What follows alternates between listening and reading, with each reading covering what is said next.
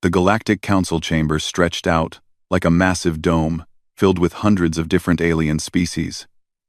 Ambassador Kang Tae sat in the small human section, his back straight and his face calm.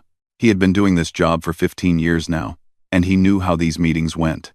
The other ambassadors would talk, argue, and make decisions. Then they would ignore whatever humans had to say. Today was no different. A trade proposal came up, one that would allow human merchant ships to use the faster routes through the Outer Rim. Tae stood and presented the facts. Human ships paid their fees. They followed every rule. They caused no trouble. The proposal was fair and would benefit everyone. The Vrexian ambassador, a tall creature with gray scales and 4 arms, laughed loudly. "The humans speak of fairness," he said to the chamber. "How amusing. A species that only learned to cross space 200 years ago thinks they deserve the same rights as civilizations that have sailed the stars for millennia." Other ambassadors joined in the laughter. Tae sat down and made notes on his datapad. He would file a formal complaint. Nothing would happen, just like the last 500 complaints he had filed. But he would do it anyway because that was the job. Far from the council chambers, Captain Li Huan stood on the bridge of the cargo ship Sunrise Herald. His vessel carried grain and medical supplies to the colonies in the outer territories. It was honest work, and Huan took pride in running a tight ship. His navigator, Park Yuna, checked their course, while engineer Choi Dae monitored the engines from below. "Contact ahead," Yuna said, her voice steady. "Vrexian patrol ship." Huan nodded. This happened at least once per trip. The Vrexians would stop them, search the cargo, maybe take some of it. They would claim it was for inspection or security. There was nothing Huan could do about it. The Vrexian ship pulled alongside. Huan opened communications and provided all their documents. Everything was in order, as always. The Vrexian captain smiled with too many teeth and ordered his soldiers to board. Dae came up from the engine room, his jaw tight. "Captain, we should fight back. We have defensive weapons." "Stand down," Huan said quietly. "We follow protocol." The Vrexian soldiers tore through their cargo hold. They destroyed containers, scattered grain across the floor, and broke open medical supplies. When they left, half of the shipment was ruined. The Vrexian captain's laugh echoed through the communication channel before he cut the connection. Yuna's hand shook as she filed the incident report. "How long?" she asked. "How long do we keep taking this?" Huan had no answer. He just set course for their destination, knowing the colonists who needed that grain would go hungry this month. On Earth, in the government center, Premier Han Su reviewed reports in her office. General Kim Jin stood nearby, his military uniform crisp and his expression hard. He had been pushing for action for years, and every day his patience wore thinner. "Another 12 incidents this month," Jin said, pointing at the screen. 3 cargo ships harassed. 1 research station vandalized. 2 colonists injured in what the local authorities called an accident. He paused. "We both know it was not an accident." Sue rubbed her eyes. She had not slept well in months. "What do you want me to do, General? Start a war? We are one species among thousands. The Council has made it clear where we stand. The Council thinks we are weak. Maybe we are," Sue said tiredly. "Our fleet is small. Our colonies are scattered. If we fight, we might lose everything. And if we do not fight, we lose it slowly, piece by piece," Jin replied. "Every day they test us. Every day they push further. When does it end?" Sue looked out the window at the city below. Millions of people going about their lives, unaware of the constant insults their species endured among the stars. "I will not be the premier who leads humanity into a war we cannot win," she said. "We will exhaust every peaceful option first." Jin said nothing more. He had heard this speech before. In the council chamber, Ambassador Tae attended another session. Today they were discussing military exercises near human space. The Vrexian Empire wanted to conduct war games right next to 3 human colonies. Tae objected, citing the obvious danger to civilian populations. Admiral Vrektal, the Vrexian military commander, stood up. His scales glittered under the chamber lights. "The humans fear everything," he announced to the gathered ambassadors. "Your infinite patience is just another word for cowardice. Perhaps if you had any courage, any strength, you would be worth taking seriously." The chamber filled with clicking, buzzing, and whistling that passed for laughter among the various species. Tay kept his face blank. He had learned long ago not to show anger. It only made things worse. After the session ended, Tay walked through the corridors alone. He passed groups of other ambassadors who stopped talking when he approached, then resumed once he passed. He was used to it. Humans were the joke of the galaxy, the species that endured anything without fighting back. That night, Tay sent his daily report to Earth. He detailed the insults, the mockery, the casual cruelty. He recommended continuing diplomatic efforts. Then he sat in his quarters and allowed himself 5 minutes to feel the anger he could never show in public. Just 5 minutes. Then he locked it away again. Across human space, millions of people went about their lives. They worked, loved, built, and dreamed. They knew their government dealt with difficulties among the stars, but most did not know the full extent of it. Most did not know how much their ambassadors endured, how many insults their captains swallowed, how many times their leaders chose peace over pride. Humanity had been patient for 200 years.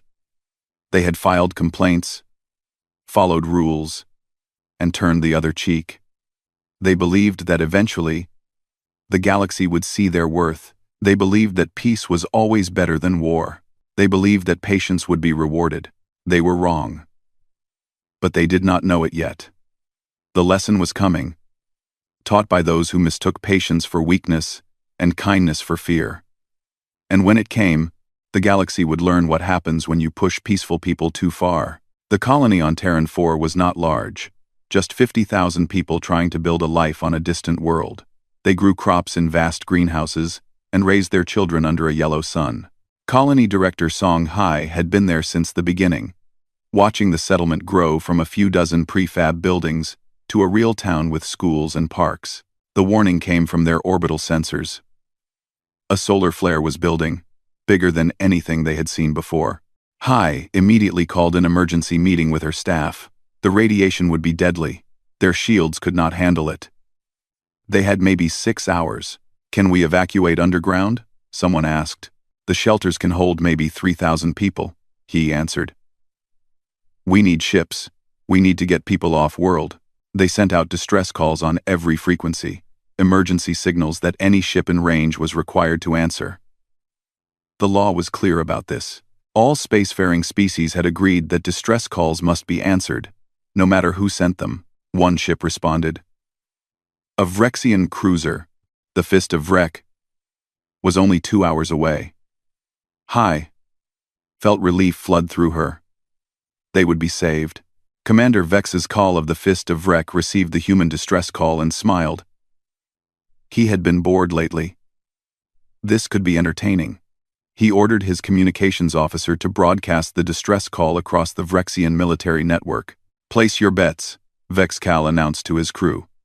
"How many humans will die?" "I say 30,000. His officers laughed and made their own guesses. They positioned the ship in orbit above the colony and watched. The flare was growing, a massive wave of radiation that would scorch the planet's surface. Below, they could see humans running, trying to get to shelters, trying to save their children. "Sir, they are calling us again," the communications officer said. "Begging for help." "Put it on speakers," Vexcal said. "I want everyone to hear this." The voice of Songhai filled the bridge. She was crying now, pleading. "Please. We have children here. Thousands of children. Please help us." The Vrexian crew howled with laughter. This was the best entertainment they had had in months. They took bets on which section of the colony would be hit first. They zoomed in their cameras to watch humans desperately trying to save each other. 3 systems away, Captain Yun Wu of the patrol ship Defiant picked up the emergency broadcast. He heard Hai's voice. He heard the Vrexian laughter in the background. His hands tightened on the command chair. "Navigator, plot the fastest course to Terran 4," he said, his voice cold. "Captain, we are 3 systems away. Even at maximum speed, we will not make it in time," the navigator replied. "Then we go beyond maximum speed." "Engineering? I need everything you can give me."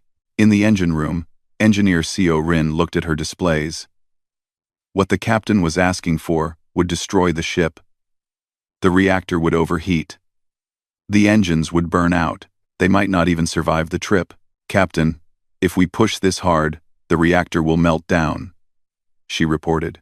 "Noted," Wu said. "Do it anyway." Rin looked at her crew, young men and women who had signed up to patrol and protect. Now their captain was asking them to possibly die to save strangers. But none of them hesitated. They began pushing the engines past every safety limit. The Defiant screamed through space at speeds it was never designed for. Alarms blared throughout the ship. The hull groaned under the stress. Rin manually shut down every non-essential system, routing all power to the engines and shields. She could smell burning metal and overheating circuits. On Terran 4, the flare was minutes away. Hai had managed to get 3,000 people into the underground shelters. But 47,000 remained above ground. She stood with them in the colony square, holding the hands of 2 small children whose parents were already safe below. If she was going to die, she would die with her people. The first wave of radiation hit the upper atmosphere. People screamed and tried to run, but there was nowhere to go. Then, something appeared in the sky, a ship, moving impossibly fast, positioning itself between the colony and the sun. The Defiant took the full force of the solar flare. Its shields lit up like a star, absorbing radiation that would have killed everyone below. The ship shuddered and sparked, but it held. "All personnel, emergency evacuation protocol," Wu ordered. "Beam down to the surface. Start getting people to the underground shelters. We bought them some time." The crew transported down in their protective suits. They grabbed children, carried the elderly, guided the panicked toward safety. Rin stayed on the ship, one hand on the reactor controls, manually venting plasma to keep the systems from exploding. Sweat poured down her face. The heat was incredible. The second wave of the flare hit. The Defiant's shields failed in 3 sections. Radiation flooded into those areas. Rin sealed them off, sacrificing parts of the ship to save the rest. The reactor temperature climbed into the red zone. "Captain, I cannot hold this much longer," she reported. "Just a few more minutes," Wu replied from the surface. "We are almost done." Hai and her people worked alongside the Defiant's crew. They got everyone into the shelters, sealing the doors just as the third wave hit. The Defiant absorbed it all, its hull now glowing red-hot in places. Finally, Wu and his crew transported back aboard. "Engineering, get us out of here," he ordered. Rin tried to engage the engines. Nothing happened. The reactor was dying, barely keeping life support running. "Sir, we have no propulsion. We are drifting." The ship limped away from Terran 4 on momentum alone. Behind them, the colony was safe. 47,000 people lived because one human ship had pushed beyond its limits. On the Vrexian cruiser, Commander Vexakel stared in disbelief. The humans had arrived. They had saved the colony. His entertainment was ruined. In a fit of anger, he broadcast everything: the distress calls, his crew's laughter, their bets on human deaths. He sent it all to his superiors, bragging about the fun they had had. That broadcast was intercepted by human intelligence. Within an hour, it was on Premier Han Su's desk. Su sat in her office alone. She put on headphones and listened to the entire recording. She heard Songhai begging for help. She heard Vrexian officers laughing and making bets. She heard children crying in the background while aliens found their terror amusing. She listened to it 3 times. Then she sat in silence for a long while, her hands folded on her desk. General Jin entered without knocking. He had heard the recording too. He said nothing, just stood there waiting. After what felt like forever, Su opened her eyes. Her face was calm, but something in her expression had changed. Something fundamental had broken and reformed into something harder. "Convene the assembly," she said quietly. Emergency session. All representatives. No exceptions. Yes, Premier, Jin said. And General? Su looked up at him. Tell Ambassador Tay to come home. Tell all of our ambassadors to return from alien space immediately. Every single one of them. Jin understood what that meant. In 200 years, humanity had never recalled all their ambassadors at once. It was the signal that came before only one thing. It will be done, he said, and his voice held something that had not been there before. Hope? Perhaps. Or satisfaction, or the grim determination of someone who had waited far too long for this moment. The line had finally been crossed. The emergency session of Earth's Parliament was called at midnight. Representatives arrived from all over the planet, some still in casual clothes, all of them sensing that something major was happening. The recall of every human ambassador had sent shockwaves through the government. Such a thing had never been done before. Premier Han Su stood at the central podium, waiting for everyone to take their seats. General Kim Jin stood beside her, a large screen behind them both. When the chamber finally quieted, Su spoke. 200 years ago, humanity took its first steps into the galaxy, she began. We went with hope. We believed we would find friends, partners, fellow civilizations that would welcome us. We were wrong, she nodded to Jin. The screen lit up with data. Columns of numbers, dates, locations. For 200 years, we have kept records. Every insult, every attack, every crime committed against human beings by other species. The numbers were staggering. 847 unprovoked attacks on human vessels, 12,000 human deaths. 23 colonies sabotaged or damaged, thousands of smaller incidents of harassment, theft, and violence. All documented, all reported. All ignored by the Galactic Council. Representative Bae Hyun stood up. He was an older man who had always argued for peace. Premier, surely we can still find a diplomatic solution. War will cost us dearly. Millions could die. Before Su could respond, Ambassador Kang Tae stepped forward. He had arrived on Earth just hours ago, after 15 years on the Council. His face looked older than his years, worn down by endless humiliation and mockery. Representative Hyun, I respect your position, Tae said, his voice steady. I have spent my entire adult life pursuing diplomacy. I have filed 537 formal complaints with the Galactic Council. Do you know how many were acted upon? 0. Not one. He walked to the center of the chamber so everyone could see him. They mistake our patience for weakness. They use our mercy as permission to abuse us. Every day we do not respond. They grow bolder. Every insult we ignore becomes proof that they can do worse.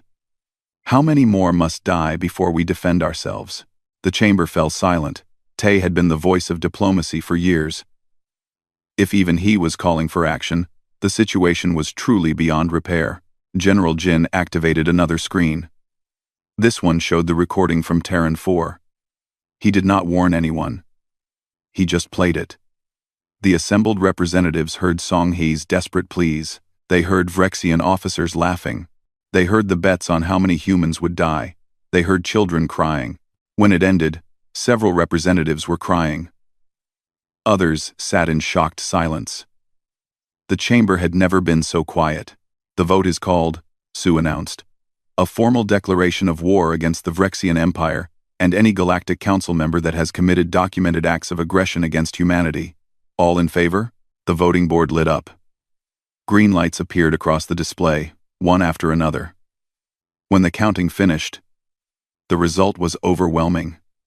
91% in favor. War was declared. Su took a deep breath. General Jin, you now have full authorization to proceed with military operations. Representative Tae, you will coordinate diplomatic communications with species that remain neutral. Everyone else, you know your duties.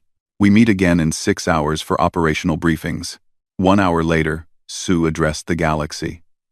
The transmission was sent via quantum communication to every inhabited system. She stood alone before the camera. wearing simple, dark clothes with no decorations. She looked directly into the lens and spoke clearly. To the members of the Galactic Council and all spacefaring civilizations, she began.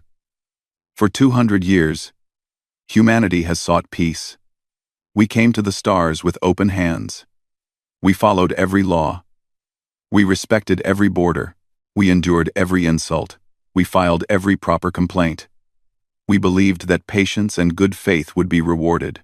She paused and her expression hardened. We were wrong. You taught us that patience is seen as weakness. That following the rules means nothing when others refuse to do the same. That mercy is treated as permission to cause greater harm. Behind her, screens showed the documented evidence. The attacks. The deaths. The laughter of those who found human suffering entertaining. Today, humanity ends its long patience, Sue continued. We formally declare war on the Vrexian Empire and any other species that has committed acts of aggression against human civilians or military personnel. We have provided 2 centuries of opportunities for peace. You chose violence instead. Very well. You will now face the consequences of your choice. Her voice remained calm, but there was steel in it now. We do not seek conquest. We do not want territory. We want one thing only. For you to understand that humanity will not be abused anymore. We will defend ourselves. We will respond to aggression with force, and we will not stop until those who harmed us face justice. She leaned forward slightly. May whatever gods you worship have mercy on you, because we will have none. The transmission ended. Across the galaxy, billions of beings watched in shock. Many laughed. Humanity declaring war? The weak species that never fought back? It was ridiculous. On the Vrexian homeworld, Admiral Vrektal addressed his fleet commanders. The humans bark at last, he said with amusement. How entertaining. Ready the armada. We will crush this rebellion before they realize how foolish they have been. They have no idea what real war looks like. His officers agreed eagerly.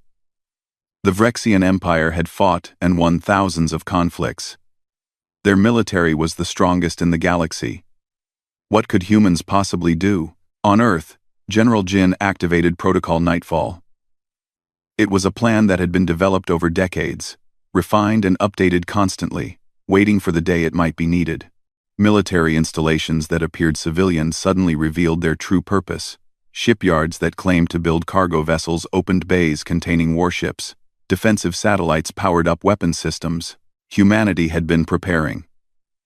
Every year of patience had also been a year of planning.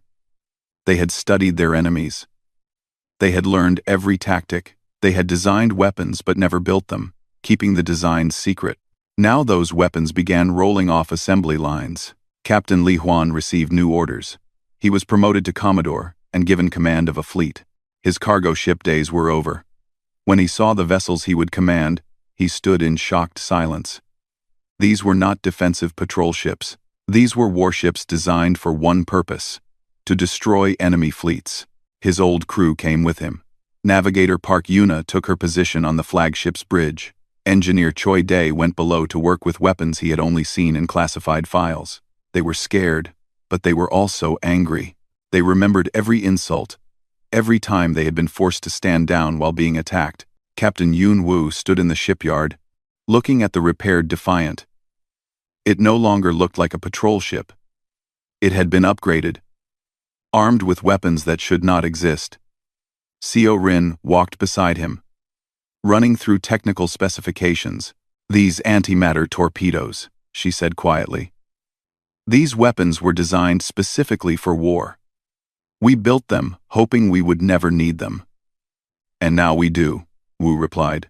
Are you ready? Rin looked at the ship that had nearly died saving Terran 4. I hope they are watching, she said. All those species that laughed at us. I hope they see what happens when you push peaceful people too far. Across human space, civilians were evacuated from frontier colonies. Children were sent to safer systems. Cities prepared for possible attack. But there was no panic. Humanity had known this day might come. They were ready. In his quarters, Ambassador Tay recorded a message to his counterparts among the neutral species. "We do not ask you to join us," he said. "We only ask that you remember who started this. Remember who had 200 years to choose peace. Remember who laughed at the suffering of innocence. And remember who finally said enough." The galaxy was about to learn a hard lesson. Patience is not weakness. It is restraint. And when restraint finally breaks, the result is not chaos. It is focused, controlled, devastating force applied with the precision of those who have spent centuries learning exactly how and where to strike. The Vrexian armada assembled near the New Haven system. 500 warships, the largest fleet the Empire had gathered in decades. Admiral Vrektal commanded from his flagship, the Eternal Fist. He was confident. Humans had no real military experience. This would be quick. "Send word to all ships," he ordered. "We attack at dawn. The humans have one small colony here. We will destroy it as an example. Let the galaxy see what happens to those who challenge us." His intelligence reports showed that New Haven had been evacuated. Only a small human fleet remained, maybe 50 ships. The numbers made him laugh. 10-1 odds. This was barely a fight. What Vrektal did not know was that humanity had been preparing for this exact scenario. Every ship in the human fleet had been positioned carefully. Every captain had studied Vrexian tactics for years. They knew how the enemy moved, how they communicated, how they thought. Commodore Li Huan stood on the bridge of his flagship, the Determined. Around him in space floated 49 other human warships. He looked calm, but his heart was racing. This was it, the first real battle. Everything depended on this. "All ships report ready," Navigator Park Yuna said from her station. "Enemy fleet approaching. They are moving in standard Vrexian attack formation. Beta 7. Huan nodded. He had memorized every Vrexian formation. "Good. They are doing exactly what we expected. All ships, prepare to execute. Plan Nightfall 1. Weapons free on my mark." The Vrexian fleet came in confidently. They saw the small human force and assumed quick victory. They moved into their standard attack positions, spreading out to surround the humans. "Now," Huan said quietly. What happened next shocked every military analyst who later studied the battle. The human ships moved with precision that seemed impossible. They accelerated, turned, and fired. In perfect coordination. It was like watching a single organism with 50 bodies. Yuna's hands flew across her controls, coordinating the fleet movements through quantum-linked systems. Every human ship was connected, sharing data instantly. They moved as one mind. The first volley from human ships tore through the Vrexian front line. Railguns fired solid projectiles at impossible speeds, punching through shields that were designed to stop energy weapons. The Vrexians had never seen weapons like these. Their shields were useless. Admiral Vrektal watched in disbelief as 12 of his ships exploded in the first 10 seconds. "Return fire," he screamed. "All ships, return fire." The Vrexian ships fired their plasma cannons and missile batteries. They were powerful weapons that had won countless battles. But the human ships had already moved. They were not where the Vrexians aimed. The shots missed or hit empty space. Engineer Choi Dae worked in the weapons bay of the Determined, managing power distribution. The new systems were incredible. Missiles that could hunt targets on their own. Torpedoes filled with nanites that could tear apart enemy hulls, molecule by molecule. Energy weapons that could overload shield generators. "Target their command ship," Huan ordered. "Focus fire." 20 human ships turned their weapons on the Eternal Fist. Vrektal's shields lit up under the assault. They held for maybe 30 seconds. Then they failed. The next wave of shots hit the hull directly, tearing through armor and into critical systems. Vrektal abandoned his command deck, running for the escape pods. His flagship was dying around him. Across the battlefield, Vrexian ships tried to adapt. They changed formations. They tried to surround individual human vessels. Nothing worked. The humans had studied them too well. Every tactic the Vrexians used, the humans had a counter already prepared. Captain Yun Wu led a squadron of smaller, faster ships. They vanished from Vrexian sensors using stealth technology, then reappeared inside enemy formations. They struck at engines and weapons systems, crippling ships before disappearing again. They cannot track us, Wu reported to Huan. Their sensors are looking for the wrong signatures. We can hit them at will. Engineer Seo Rin managed the power systems on the Defiant, routing energy between weapons, shields, and stealth systems. She had helped design these ships. She knew every circuit and wire. Captain, we can keep this up for hours. They will run out of ships before we run out of ammunition. And they did. The battle lasted 4 hours. In that time, the Vrexian armada lost 300 ships. The human fleet lost 2. The Vrexians finally broke and ran, their formations collapsing into chaos. Pursue, Huan ordered. No mercy. They wanted war. Show them what war means. The human ships chased the fleeing Vrexians. On all communication channels, they broadcast the recording from Terran 4. The laughter of Vrexian officers, the bets on human deaths, the mockery of desperate pleas for help. Vrektal's escape pod was intercepted by Wu's fighter. The admiral screamed threats. Then, please. He offered money, territory, anything to be spared. Wu's response was cold and calm. You had 200 years to stop. You laughed instead. Now you have time to think about every human you killed. He disabled the pod's engines, leaving it drifting in space with enough life support for 3 days. Not enough to die quickly, enough to suffer. News of the battle spread across the galaxy faster than light. Humanity had not just won. They had crushed the Vrexian armada. 500 ships reduced to scattered survivors in 4 hours. On the Galactic Council, panic set in. Species that had attacked human vessels suddenly found human fleets appearing at their borders. Not to invade, not to occupy, just to destroy military assets, every weapons platform, every warship, every military station. Ambassador Na-Un addressed the Council from Earth. She appeared on screens in the Council chamber, calm and professional. You wondered why humanity delayed declaring war, she said. You thought we were weak. You thought we were afraid. You were wrong. She smiled without humor. We were learning.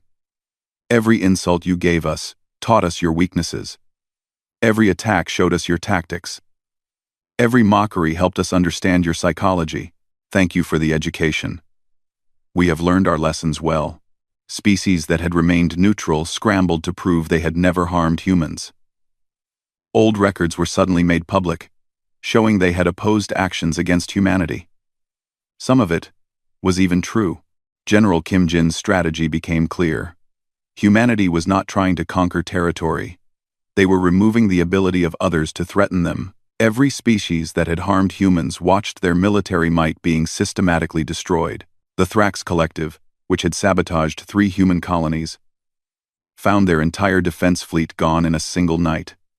Human ships appeared, destroyed every military vessel, and left. No demands, no occupation, just destruction, and a simple message: this is what you earned.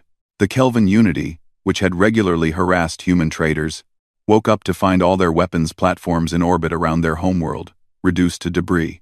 The human fleet broadcast one message: you stole from us. We have taken your means to steal from others. Consider yourselves fortunate we stopped there. Across the galaxy, the pattern repeated. Species that had attacked humans lost their military power. Those that had remained neutral were left alone. Those that had actually helped humans received offers of alliance and trade. On the Vrexian homeworld, the government collapsed. The empire that had dominated the galaxy for centuries was broken. Their fleet was scattered. Their allies abandoned them. Their economy crumbled. Ambassador Tay sent them a message, not gloating, not threatening, just factual. Your empire is finished. Not because we destroyed it out of hatred, but because you left us no choice. You could have been our friends. You chose to be our enemies. This is the result. Commodore Juan returned to orbit around New Haven with his fleet intact. The colony below was safe. The civilians could return home. He looked out at his ships, these weapons of war that had proven so devastating. "Stand down to defensive status," he ordered. "Maintain patrols but do not engage unless attacked. The war is not over, but this battle is." Yuna checked the reports from across human space. Everywhere the pattern was the same. Human forces were winning. Not just winning, dominating. 2 centuries of study, preparation, and patience were paying off. Day came up from engineering. "Sir, we have requests from 7 different species asking for peace terms. They are ready to negotiate." "Send them to Ambassador Tay," Juan replied. "We are soldiers. We fight when we must. Others will handle the peace." But even as victories mounted, there was no celebration on human ships. The crews were quiet, professional, focused. They had not wanted this war. They had been forced into it. Every shot fired, every enemy ship destroyed, was a reminder of the peace that could have been. Wu stood in the observation deck of the Defiant, watching stars that had once seemed full of promise. Rin joined him. "They are calling us monsters now," she said. "Some of the neutral species. They say we are too dangerous, too powerful." "Let them," Wu replied. "We did not choose this, but we will finish it. And then we will show them what humanity really wants. Not war, not conquest. Just the right to exist without being victimized." The galaxy was awakening to a new reality. Humanity was not weak. They never had been. They had simply chosen peace over violence. When that choice was no longer possible, they had shown what happens when a patient people are finally pushed to war, and the war was not over yet. 6 months after the first battle at New Haven, the war was effectively over. 12 species had formally surrendered and sued for peace. The Vrexian Empire no longer existed as a unified state, its territory broken into dozens of small, independent systems. The Galactic Council had dissolved in chaos as members turned on each other, desperate to prove they had never supported actions against humanity. Premier Hansu stood before what remained of galactic leadership. They met on a neutral station, not on Earth and not on any alien world. General Kim Jin stood at her side, his uniform carrying new decorations but his expression still serious. Representatives from 40 different species filled the chamber, some defiant, most fearful, a few genuinely apologetic. "We wanted peace," Sue began, her voice carrying through the chamber. "We came to the stars seeking friends, partners, fellow civilizations working together toward common goals. You gave us war instead. You mocked us. You attacked us. You laughed at our suffering. And when we finally defended ourselves, you called us monsters." She paused, letting her words sink in. "We did not become monsters. We became what you forced us to become. We showed you that humanity will protect itself. We showed you that patience has limits. We showed you that mercy, when abused, eventually ends." An alien diplomat stood up, one from a species that had remained neutral. "What do you want from us now?" he asked. "Tribute? Territory? Subjugation?" Sue shook her head. "We want none of those things. We never did." Representative Bei Hyun stepped forward, carrying a data pad. He was older now, worn down by 6 months of war, but his voice was steady. "We propose the Terran Accord, a new framework for relations between species. The rules are simple and absolute." He activated a holographic display. First, mutual defense.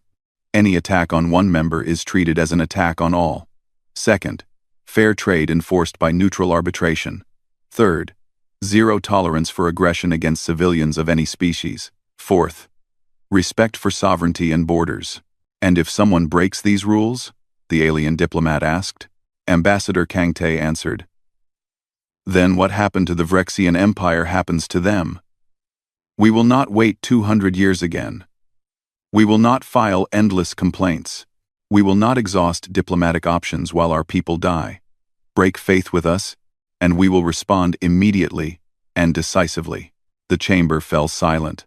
The message was clear. Humanity was offering peace, but it was peace backed by proven strength. Join the Accord and be protected. Break its rules and face destruction. You do not have to join, Sue added. Remain independent if you wish. Trade with us or do not. We will not force anyone. But know this. We remember everything. Every species that harmed us, we remember. Every species that stood by and watched, we remember. Every species that helped us, we remember that too. Over the next weeks, species began signing the Terran Accord. Some joined out of fear. Some joined because they genuinely believed in the principles. Some joined because they saw economic opportunity. Humanity did not care about the reasons. They cared about the results. The Accord grew quickly. 20 species in the first month, 50 within 3 months. Species that had ignored human suffering suddenly became enthusiastic about protecting civilian populations. Species that had stolen from human traders suddenly supported fair trade enforcement. Commodore Li Huan received orders to stand down his fleet. The war was over. He could return to civilian life if he wanted. He chose to retire from military service and return to merchant shipping. His old ship, the Sunrise Herald, had been rebuilt and waited for him. Park Yuna and Choi Dae came with him. They stood on the bridge of their old vessel, now upgraded with better engines and proper defensive systems, though nothing like the warships they had commanded. This feels strange, Yuna said, checking navigation routes that no longer required them to fear harassment. Peaceful, normal. Normal is good, Juan replied. Normal means we succeeded. We fought so that others would not have to. Day looked at the trade routes on his display. Human merchant ships now traveled freely. The harassment had stopped. Other species gave them respect, or at least stayed out of their way. It still feels boring after everything we went through. Peace is never boring, Juan said firmly. It is precious. We remember what it cost. Captain Yun Wu chose a different path. He remained in service, now commanding a training academy for the next generation of human defenders. Young officers came to learn from the veterans who had fought in the war. On the first day of class, Wu stood before 100 cadets. You are here to learn how to defend humanity, he told them. But the first lesson is this. We did not want war. We were forced into it. Every shot fired, every enemy destroyed, was something we did because we had no other choice. He showed them the recording from Terran 4, the same recording that had pushed humanity to war. The cadets watched in silence, some crying, all of them angry. You feel anger now, Wu said. Good, remember it. But also remember this. Anger is not why we fight. We fight to protect. We fight to ensure that no human ever has to beg for their life, while others laugh. We fight so that war becomes unnecessary. Engineer Seo Rin taught in the same academy, training the next generation of ship engineers. She showed them the advanced weapons systems, the stealth technology, the quantum-linked coordination networks. These systems won the war, she told her students. They are powerful. They are devastating. And they should frighten you. We built them, hoping we would never need them. When we did need them, they worked perfectly. But their greatest success will be if we never have to use them again. Ax, a young student raised her hand. Teacher, will there be another war? Rin considered the question carefully. There might be. The galaxy has learned that humanity can fight. Whether they have learned not to make us fight, only time will tell. That is why you are here, to be ready if the lesson needs teaching again. Ambassador Na-Un became the first director of the Terran Accord's diplomatic corps. Her office on Earth coordinated with dozens of species, handling disputes, enforcing trade agreements, and investigating possible violations of the Accord's principles. Most of her work was peaceful. Boring, even. Exactly what humanity wanted. But she kept careful records of everything, just as humanity had always done. Every agreement honored. Every agreement broken. Every species that acted in good faith. Every species that tried to cheat. Trust but verify. She told her staff. We extend friendship to all. But we document everything. Our patience is restored. But our memory is permanent. Former Premier Han Su retired from politics. She had led humanity through its darkest time and brought them safely to the other side. Now she wanted only to rest. She lived in a small house by the ocean, far from the government centers and military bases. General Kim Jin visited her sometimes. They would sit on her porch, drinking tea and watching the sunset. Do you think it will last? She asked him one evening. The peace. I mean, Jin thought about it. Some species have genuinely changed. They saw what happened to those who opposed us and decided cooperation is better. Some are just afraid. They will test us eventually. And when they do, we will be ready, Jin said simply. We are always ready now. That is the difference. We are not the naive species that went to the stars 200 years ago. We are not the victims who endured abuse for centuries. We are humans who remember both the value of peace and the necessity of strength. Sue nodded and took a sip of her tea. I pray they never force us to war again. So do I, Jin agreed. But if they do, they will not get 200 years to push us around first. Across human space, life returned to normal. Colonies grew. Children went to school. Merchants traded freely. Scientists conducted research. Artists created beauty. All the things that make civilization worthwhile. But in orbit around every human world, defensive stations stood watch. In shipyards, new vessels were built to replace those damaged in the war. In academies, young officers trained. In laboratories, scientists continued developing better systems, better defenses, better ways to protect human lives. Humanity had learned the hard lesson. Peace is wonderful, but only when backed by the ability to defend it. Patience is a virtue, but only when others know it can end. Mercy is important, but only when it is not mistaken for weakness. The galaxy had a new saying now, spreading from species to species, repeated in 100 different languages. Test a human's patience if you wish, but remember, they are counting every insult, learning from every attack, and when they finally move, they move to finish things. Most species heeded the warning. A few did not, and learned the same lesson the Vrexian Empire had learned. But those were small conflicts, quickly resolved. Nothing like the Great War that had changed the galaxy. Ambassador Tay, now older and considering retirement himself, stood before the Accord Council during its 5th anniversary celebration. Representatives from 70 species attended, more than had ever gathered peacefully before. 5 years ago we were at war, he said. Today, we celebrate peace. Not perfect peace, not peace without challenges, but real peace, built on mutual respect and enforced by collective strength. This is what humanity always wanted. We are grateful we finally achieved it, though we wish it had not required war to make it possible. The chamber applauded. Genuine applause from most, polite applause from some, but all of them applauded. That was what mattered. On the Sunrise Herald, Commodore Juan, now back to being Captain Juan, delivered a cargo of grain to a colony that needed it. No one harassed his ship. No one stole his cargo. No one mocked him or his crew. It was boring. It was routine. It was peaceful. It was exactly what they had fought for. Yuna checked their course to the next system. Day monitored the engines, which ran smoothly and required no desperate overclocking. Juan sat in his captain's chair and allowed himself a small smile. Next stop, the Kellar colonies, Yuna announced. They are paying premium for medical supplies. Good, Juan said. Just another day of peaceful trade. Just another routine flight through space that was no longer hostile.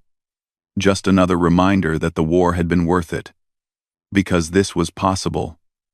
Now, the long patience had ended, but the long peace had begun. And humanity intended to keep it that way. Through strength, through vigilance, and through the memory of what happened when patience finally ran out.